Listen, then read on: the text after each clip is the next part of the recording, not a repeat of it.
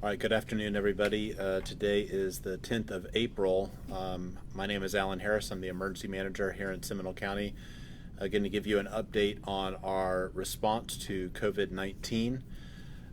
We do a moment of silence whenever we lose anyone, and thankfully we've only lost one, unfortunately, until yesterday, and we lost our second person yesterday. So we decided that we would hold the moment of silence until right this moment. So we are going to do a moment of silence here in the Emergency Operations Center before we start our live chat today. So if you want to also just have a moment of silence for the families and the friends of the individual that lost her life yesterday, we're going to take a moment of silence.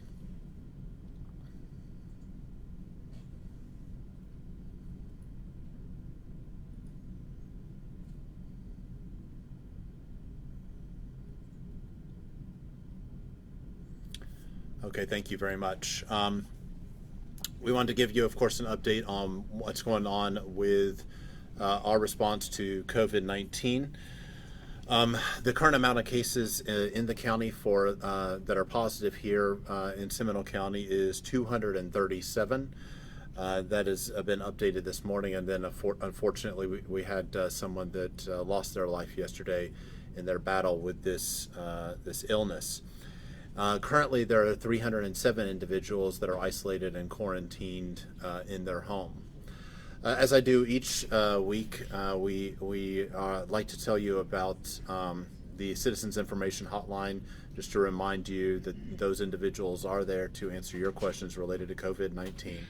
And that is 407-665-0000. Again, 407-665-0000. And it is open 7 days a week. Our website also for www.prepareseminole.org. Again, www.prepareseminole.org has a lot of information for you on our response to COVID-19, what we are doing, some links for help for unemployment and other types of services. We understand quite a few folks are furloughed at this time or trying to struggle with the unemployment situation. So to make it a little easier, we've worked with each of the cities, and we ourselves have printed out applications for individuals. We know that there's been some challenges getting onto the website, so you can pick up paper applications in front of city halls at all the cities here in Seminole County, as well as at community services here at Seminole County. We have been providing a lot of personal protective equipment throughout the county to our assisted living facilities and nursing homes, thousands of gowns, personal protective equipment such as masks, N95 masks, as well as the procedural masks, gowns, face shields, things like that. So we want to protect our heroes in this event, and of course that's the healthcare workers. So we have been providing that. We get shipments in regularly from the state and the federal government to provide to those facilities, as well as the assisted living facilities, the nursing homes, and the hospitals. So we've been providing those to them on a regular status.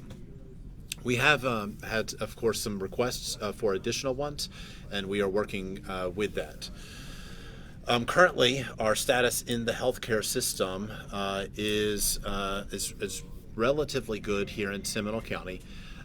We about 50% availability in all of our hospitals. I'm looking at the hospital screen over here to see those statuses. We have only one hospital that is at 38% availability. The rest are a little above 50%. So that's actually pretty good, even just for a normal day. We currently have 17 individuals inside of hospitals that are COVID-19 positive. 2 of those individuals are in ICU beds. So we're going to pray for their care.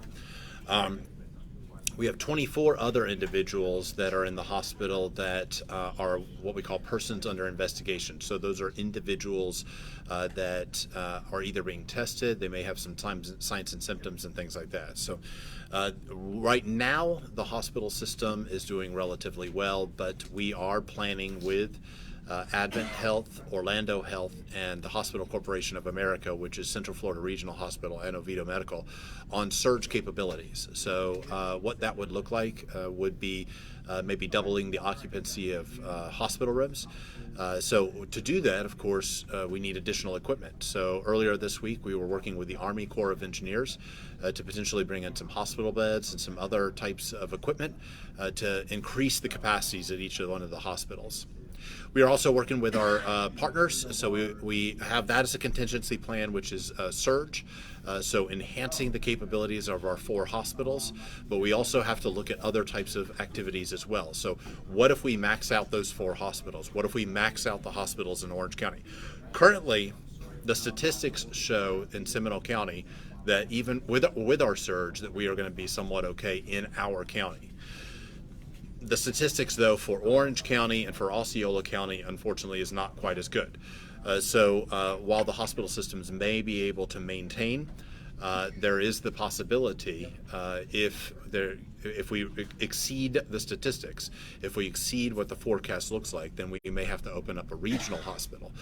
So we are working with Orange County, Osceola County, and Lake County. We had our first call earlier last week or late last week, and then we have another call next week to discuss the plans for opening up a regional site. We hope that that doesn't become reality, but we need to plan for all types of contingencies, and of course that would be one of the contingencies is to open up a field hospital. We already have field hospitals in other parts of the state, Miami-Dade, Broward County, Palm Beach County, all looking at, if not already establishing, field hospitals. So we have calls with all the counties every single day at 11:15, where all the emergency managers, the lieutenant governor, the director of emergency management for the counties, the director of emergency management for the state of Florida, all get together and we discuss planning for continuity of operations and how to plan for a surge. So we have been doing that on a regular basis. I am happy to report one of the statistics that we look at is an IEM model. So the IEM Corporation was contracted by the state of Florida to model what the statistics would look like, and then what we would look like for a week from now, 2 weeks from now, et cetera, et cetera. So what we found was that the number of individuals that are sick continue to go down on a regular basis. So where we were looking at getting to a 300 or 400 capacity positive individuals, right now it has actually continued to drop. Each day it goes down just a little bit. So that's good.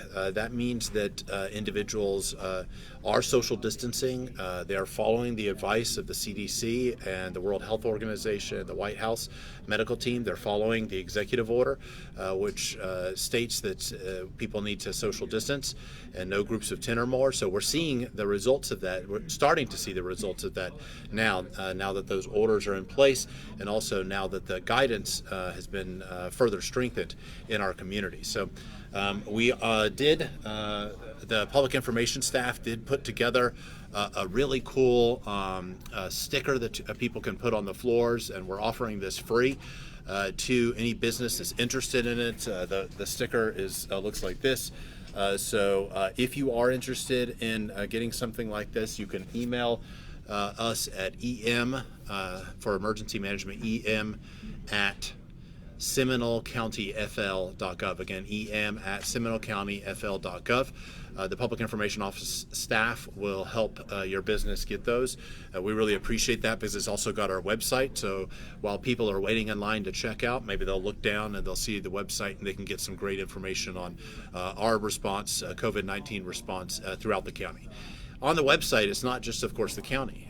We have information from the elections office, from the tax collector, from the school board, from every one of the cities. We are in constant communication with all 7 cities on a regular basis, and we have a lot of great information there related to that.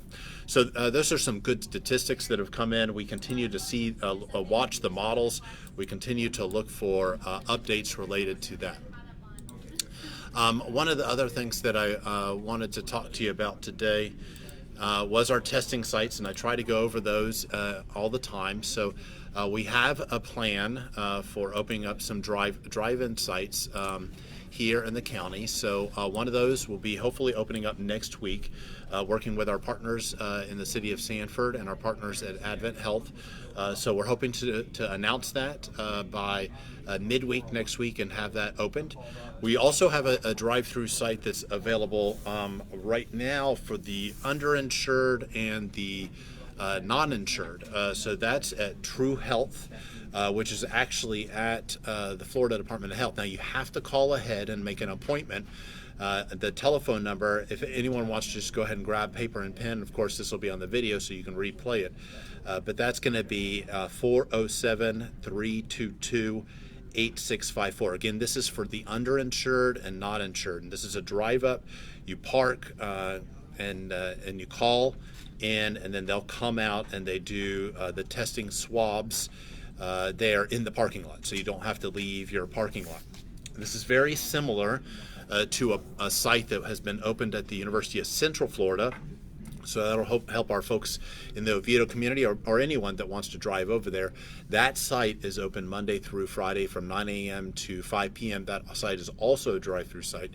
And you can call ahead. You do need to call ahead to schedule an appointment. And that is at 855-282-4860. Again, 855-282-4860.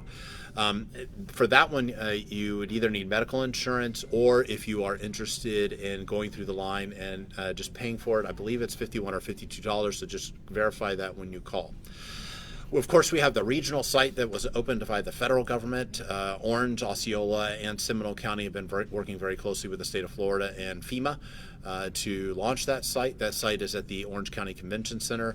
The site has been enhanced, so they're doing an additional 100 people at that site, so they're now doing 350 people at that site. Other testing sites, of course, just like I have mentioned in the past, all 4 hospitals are testing. All 3 of the ERs are testing. The Heathrow HCA ER has now closed, and it'll be reopened after COVID-19. So do not go to the Heathrow ER. They are no longer testing. It is temporarily closed. And that was just for staffing, so they can bring some of those individuals over to the hospitals and enhance staffing at the hospitals, preparing for any type of surge or things like that. So they made that decision. But the other 3 standalone ERs are open for testing. All CentraCares are open in Seminole County for testing. As I've mentioned in the past, the Care Spot, which is an urgent care center, the Care Spot does not do testing. So don't go to a Care Spot if you want the testing. Certainly they're good for any other type of event, but don't go for the testing. First Choice Urgent Care in Oviedo is doing testing. The True Health sites are doing testing, and again, the one at the Department of Health, you need to call ahead and schedule an appointment, but they're doing the parking lot testing. Urgent Care of Longwood is also doing testing. So I want to try to get to some questions. Mike, is there a test site in Seminole? So I listed all the test sites, over 22 test sites now in the county, and more sites are planned to open very shortly. We are in talks with another lab to maybe open another driving test site in the city of Altamont Springs area. That's still preliminary, and we're still in discussions with that particular lab to establish that. Orange County says that there's a lockdown till June. Nicole said that. When can all healthcare workers return to work? So it's an interesting question. So right now, healthcare workers, as far as essential, which would be the hospitals, the medical facilities, things like that, are of course operational.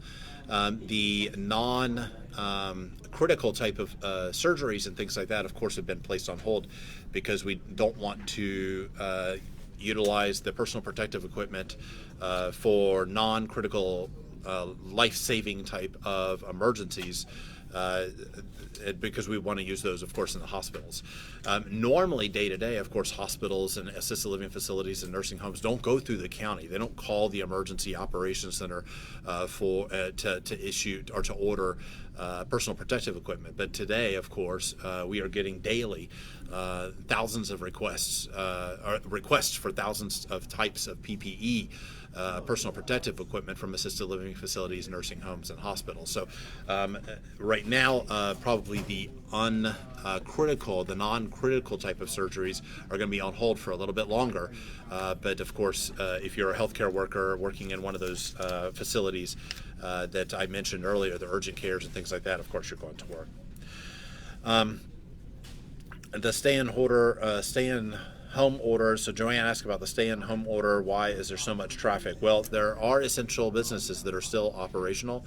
There are people that still have to go to and from work. There are still people that are moving about to maybe go to Publix or Winn-Dixie or whatever their favorite grocery store is to get some critical necessary items. I can tell you at night we have seen a dramatic decrease in the amount of traffic.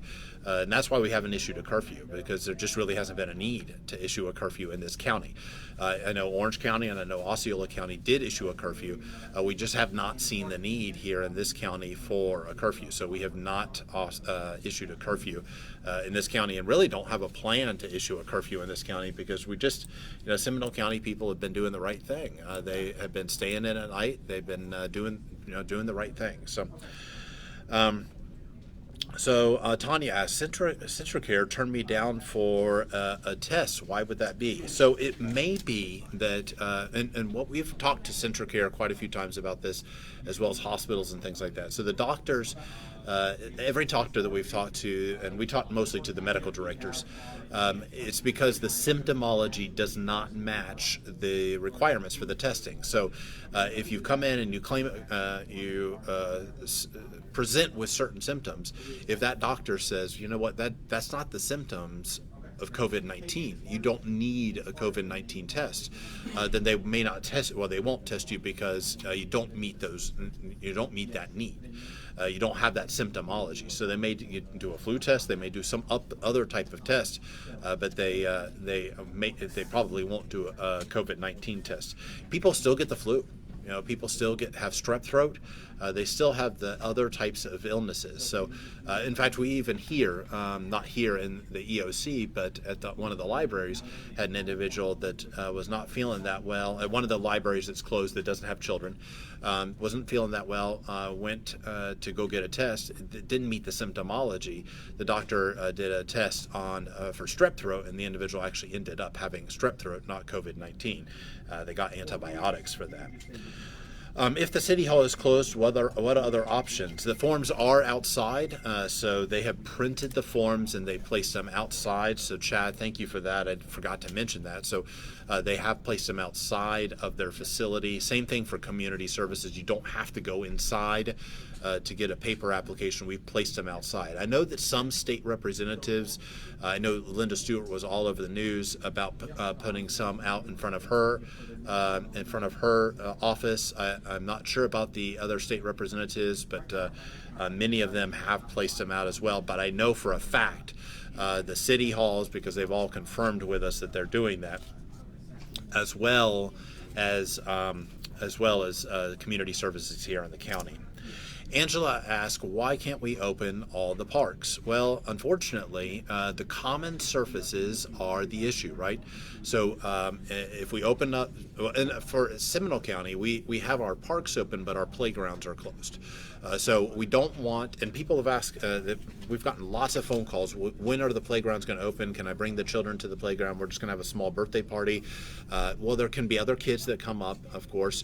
The playground's common surfaces, kids touching the playground equipment and then touching their face, possibly getting COVID-19, bringing it back to mom and grandma and things like that. So, and then, of course, community spread starts up again. So we don't want to do the opposite of what we've been doing, and that is we've been doing relatively good job, based on the statistics I just mentioned a little while ago, of controlling this. So we've started to see that the numbers are starting to drop. We don't have as many new positive cases each day that we were seeing a week, maybe a week and a half ago. They're starting to drop, which means, again, that the social distancing, the 10 people or less, those activities are starting to have some effect in our community. We don't want to change that by inviting people to come to playgrounds and gathering in groups and touching common surfaces and getting people sick.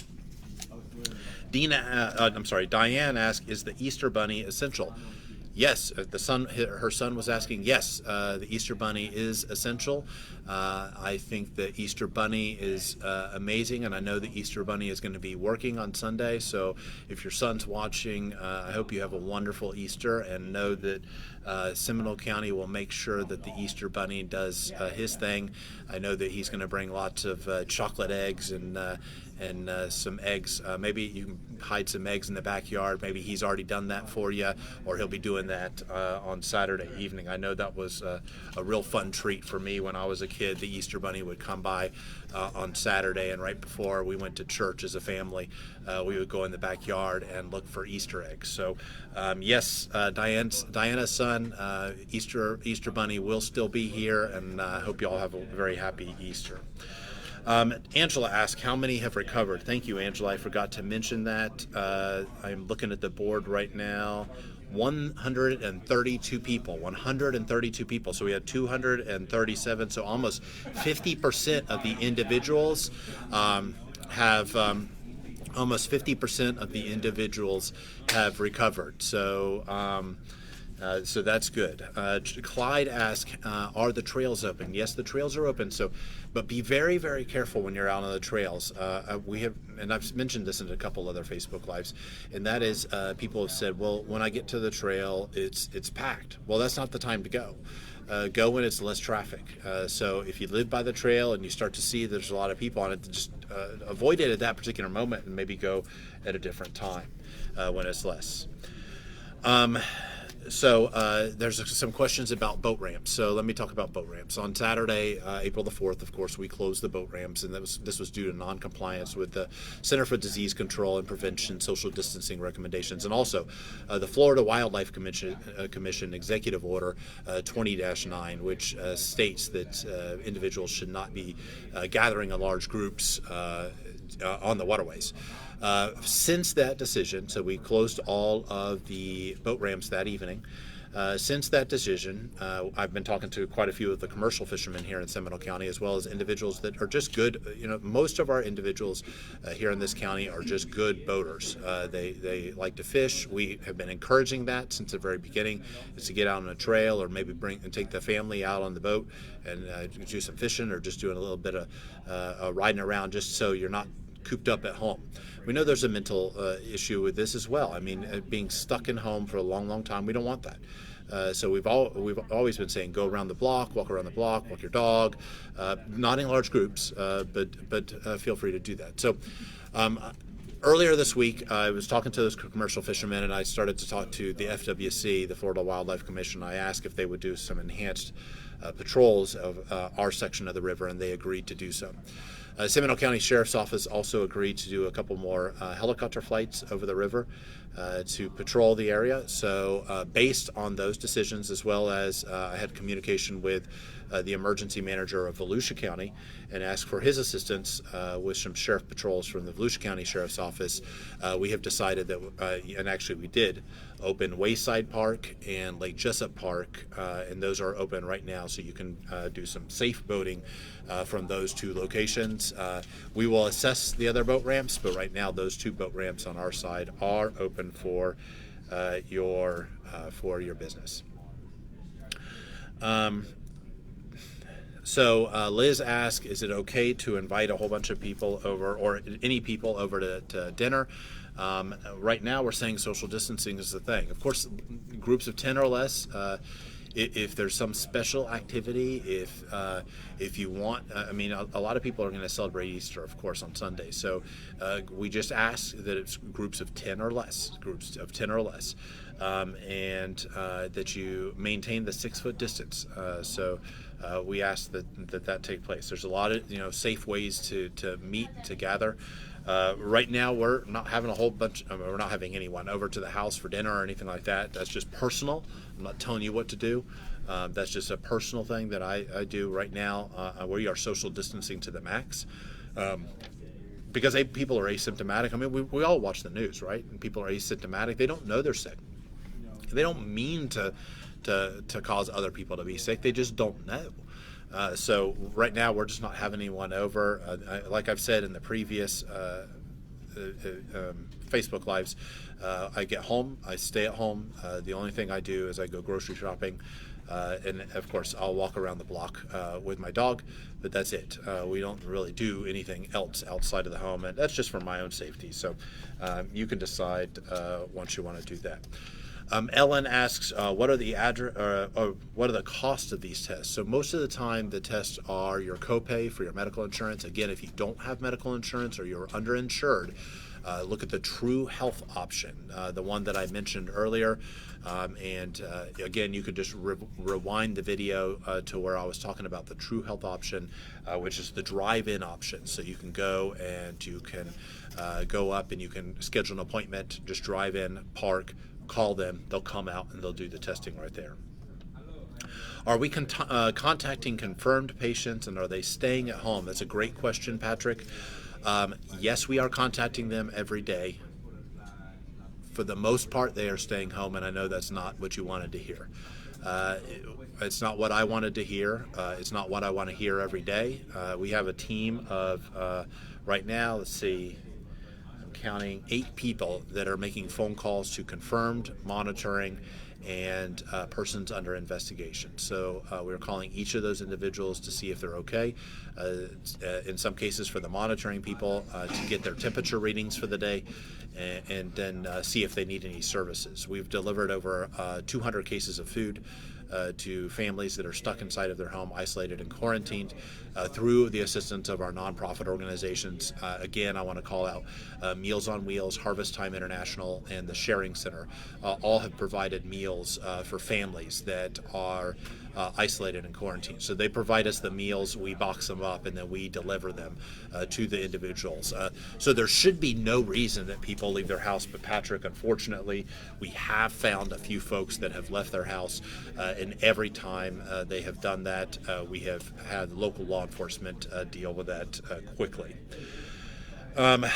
Norman asks, is there anywhere that we can that you can see the raw data? So there's actually, it's a great question. So if you go to if you Google the Florida Department of Health COVID-19, you can see a dashboard, and on that dashboard on the right hand side it's got the counties. Click on Seminole so you can get some information. Just know that the numbers I provided you are going to be a little bit off from those, because mine is real time.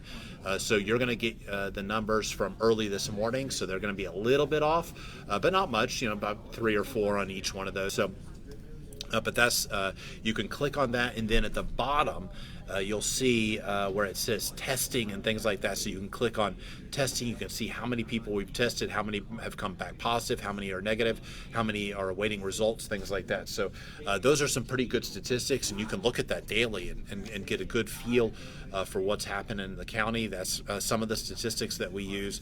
We use some statistics from the CDC. We use some statistics, again, from the IEM, which is contracted by the state of Florida. So we look at all those. There's some hospital statistics through Hospital IQ that we look at on a regular basis, and I'm going to pull that up real quick. So one of the things that we look at for statistics is how many days left until peak.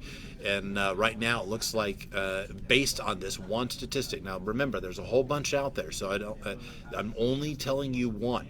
There are others that are more, and there are others that are less. But this one we've been looking at pretty regularly, and it says 11 days until we get to the peak.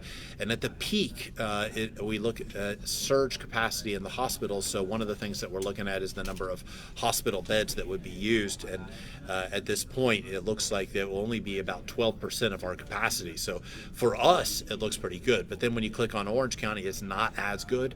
So it will certainly be a regional effort here. We're going to be working closely with Orange County. We're going to be working closely with Osceola and Lake County to make sure that everybody has a hospital bed and everybody's protected. Jeff asked about our hospitals and our ICUs and our ventilators and things like that. So we're tracking those on a daily basis too. So what I'm looking at is over at the screen right now, and 60% of our ventilators are available right now. So that's good.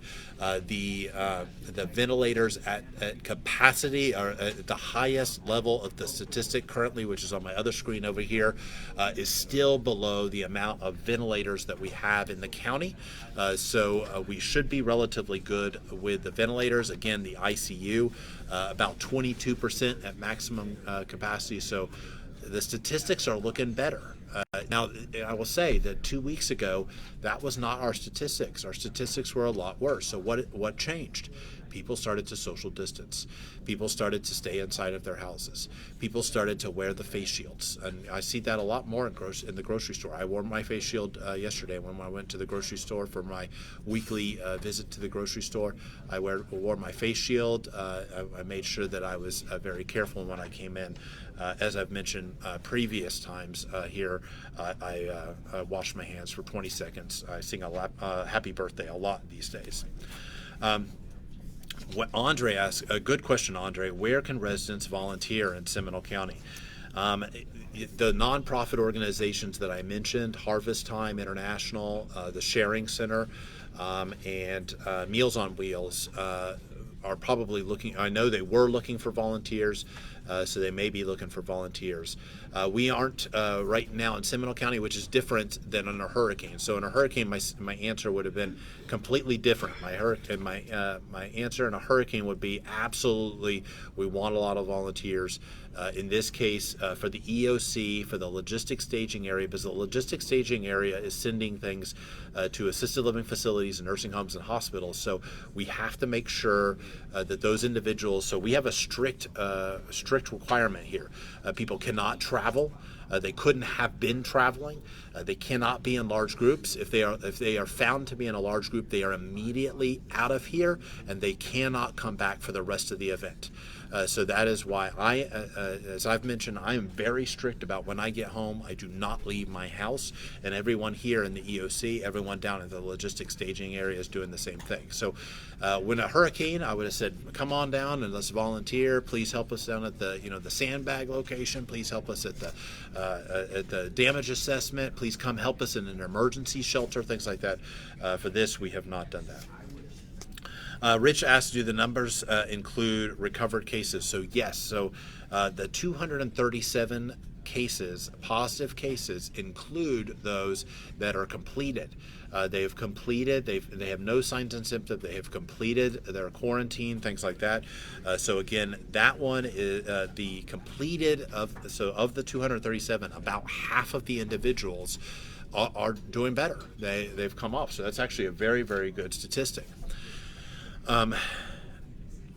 Kara asks, how can I find out if I've had COVID? So right now there's just not a test available if you don't have the signs and symptoms of COVID-19. They're not going to test you. Once we get more test kits available, once we get more testing sites up and running, but there's just not enough testing kits to test everyone that's not symptomatic of COVID-19. Sarah asks, do the number of Seminole County residents Oh, how many individuals of Seminole County residents are in Orange County hospitals? So there are some that are in Orange County hospitals. The number is very, very small. I think it was 3 the last time I saw it. Most of the Seminole County residents are in Seminole County hospitals, but I think there's 3. That was the number that I looked at yesterday. So it could have changed overnight in this morning.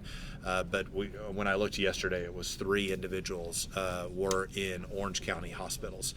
And then, of course, there may be some in Volusia County. There may be some in Lake County, too. So that could happen. So Ruth asked, does the data quantify sick people who can't get tested? So no, it does not. We know were people that had COVID-19 in the past, but the test sites weren't available then. We didn't really even know much about COVID-19. So there are, I'm sure, 100%, that there were people that had COVID-19.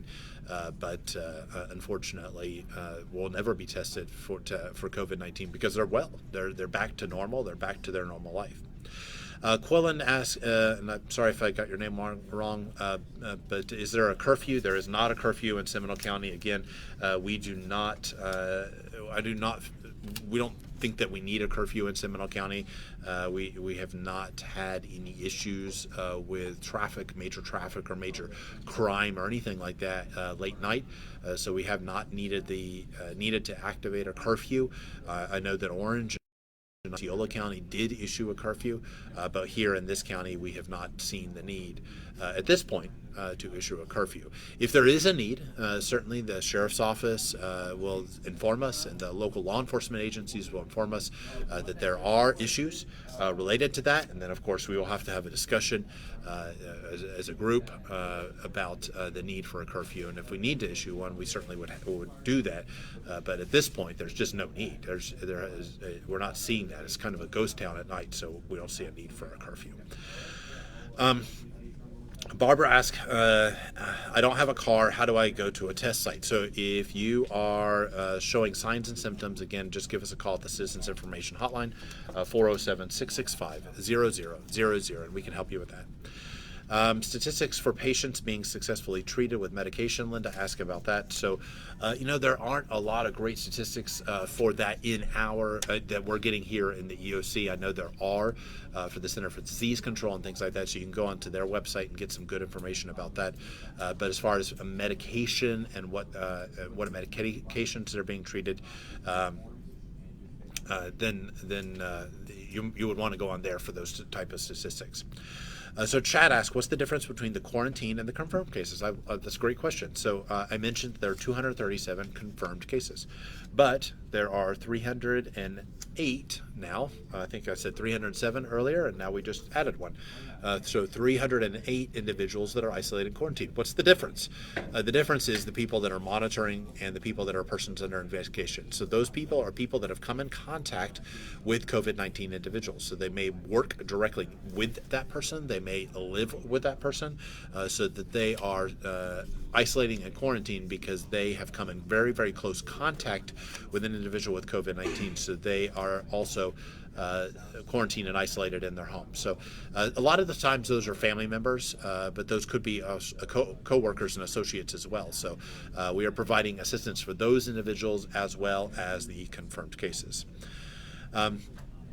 Kara is worried about the surge of cases and when everyone is going to be allowed back out. So, Kara, that's an amazing question. So that is a question that we are wrestling with right now. So when we start to see, and we are starting to see kind of a level off, but when we start to see it go down a little bit, how are we going to restart the community? And that is a question that is being asked across the nation. To open it all back up and say everything's great, okay, everybody go back to your normal life, and all the theme parks open up, and all the parks open up the playgrounds, and everybody just do well. It's going to have to be staged, right? So we're still going to have to social distance for a while. We're not going to have a vaccine for, they say, at least 18 months. And that's a good estimate. So that's a conservative estimate. So that's a question that we still are all asking ourselves. We're still all trying to figure out what would that look like. What businesses will come online earlier? That's a governor's decision because he issued the governor's executive order for essential and non-essential businesses. So that's a question that he's going to ask. He's going to have to ask.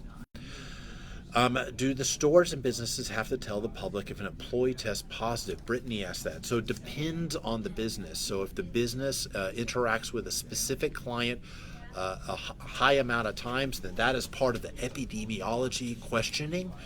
So if the epidemiologist, when they are talking to the confirmed cases, if they identify that the person has been in contact with the individual for a lengthy period of time, then that person may be placed into what we call monitoring or PUI status.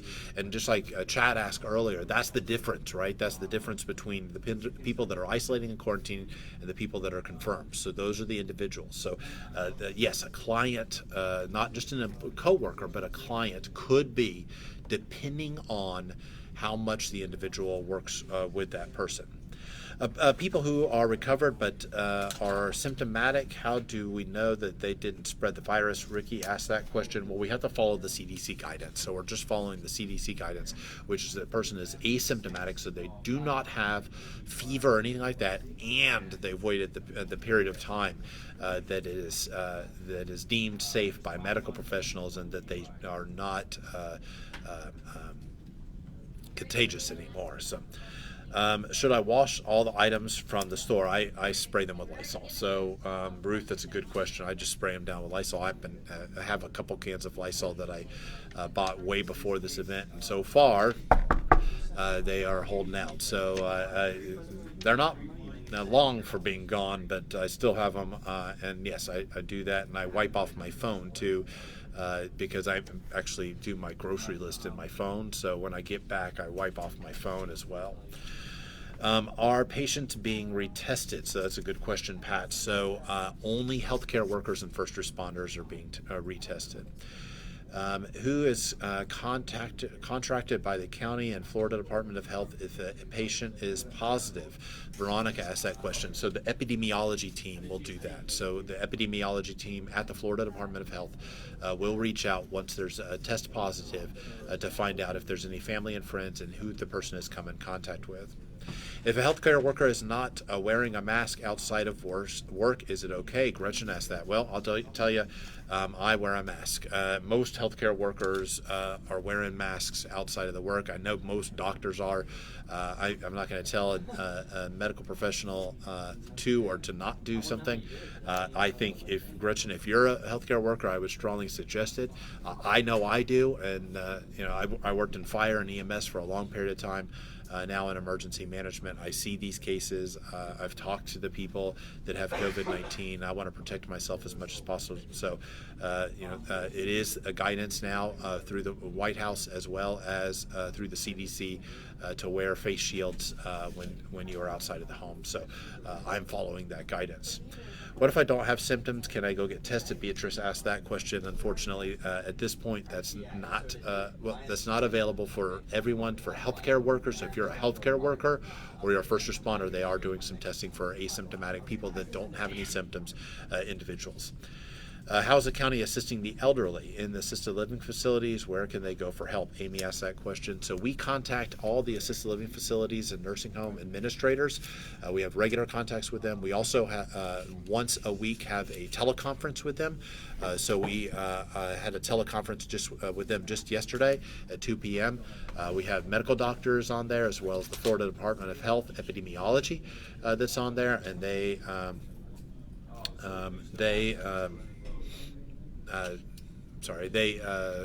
are on there to ask questions, as well as we are there to provide a lot of information. There are a lot of questions here. I cannot answer them all. I'm so sorry, but we will follow up on your questions. I went 15 minutes over. I really thank you all. I hope you all, those that celebrate Easter, I hope that you all have an amazing holiday and celebrate. And most of us will be celebrating in a different way than we've ever celebrated. But I just hope you have a wonderful Easter. Again, our website, www.prepareseminole.org. and our Citizens Information Hotline 407-665-0000. Again, 407-665-0000. We are here 7 days a week. We will be here on Easter, and we will celebrate in our own ways on that day here. But we are here. We are not going to go away. We are going to be fighting until there is no COVID-19, or at least until it is in a manageable level in our community. We aren't going to stop. We haven't stopped since the beginning. We don't plan to stop any time until we get this under control. So with that, stay safe, have a wonderful weekend, and I will see you back next Tuesday at noon. We will have a press conference on Monday at 2 p.m. With a good number of speakers, and those will be also on the website and also on social media. So you'll have a great weekend.